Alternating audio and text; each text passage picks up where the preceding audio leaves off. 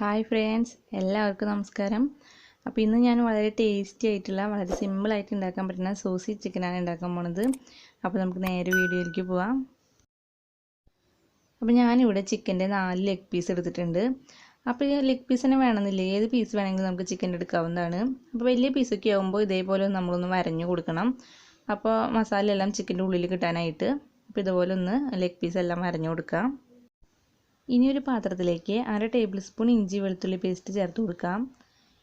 ഇനി ഇതിലേക്ക് 1/4 ടീസ്പൂൺ മഞ്ഞൾപ്പൊടി, 2 teaspoon Kashmiri chilli powder, 1/2 teaspoon ചതച്ച മുളക്, 1/2 ടീസ്പൂൺ കുരുമുളക് പൊടി, 1/2 ടീസ്പൂൺ ഗരം മസാല പൊടി, ഒരു 1/4 ടീസ്പൂൺ മല്ലിപ്പൊടി, പിന്നെ 1 ടീസ്പൂൺ നാരങ്ങ നീര്, പിന്നെ ഇതിലേക്ക് ആവശ്യത്തിന് ഉപ്പും കൂടി ചേർത്തിട്ട് നന്നായി ഒന്ന് മിക്സ് ചെയ്ത് കൊടുക്കാം.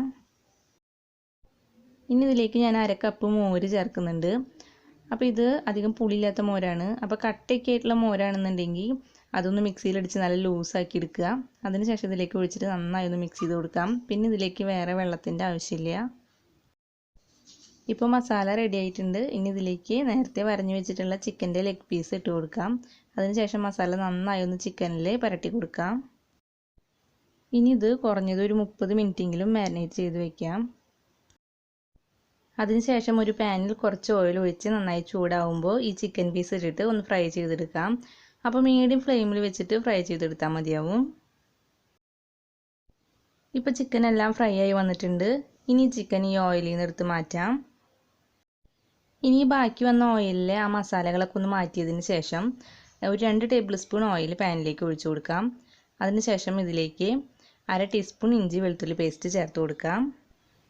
ഇതൊന്ന് നന്നായി ഒന്ന് ഇളക്കി കൊടുക്കാം. അതിനുശേഷം ഇതിലേക്ക് 1/2 ടീസ്പൂൺ കുരുമുളക് കൂടി ചേർത്ത് കൊടുക്കാം. പിന്നെ ഇതിലേക്ക് 1/2 ടീസ്പൂൺ ചതച്ച മുളകും കൂടി ചേർത്ത് കൊടുത്ത് ഇത് നന്നായി ഒന്ന് മൂപ്പിച്ചെടുക്കാം. ഇതെല്ലാം ഒന്ന് മൂത്ത് വന്നു കഴിഞ്ഞാൽ ഇതിലേക്ക് 2 ടേബിൾ സ്പൂൺ സോയാ സോസ് ചേർത്ത് കൊടുക്കാം. ഇനി ഇതിലേക്ക് 1 ടേബിൾ സ്പൂൺ ടൊമാറ്റോ സോസും കൂടിയും ചേർത്ത് കൊടുക്കാം. അതിനുശേഷം ഇത് നന്നായി ഒന്ന് മിക്സ് ചെയ്ത് കൊടുക്കാം.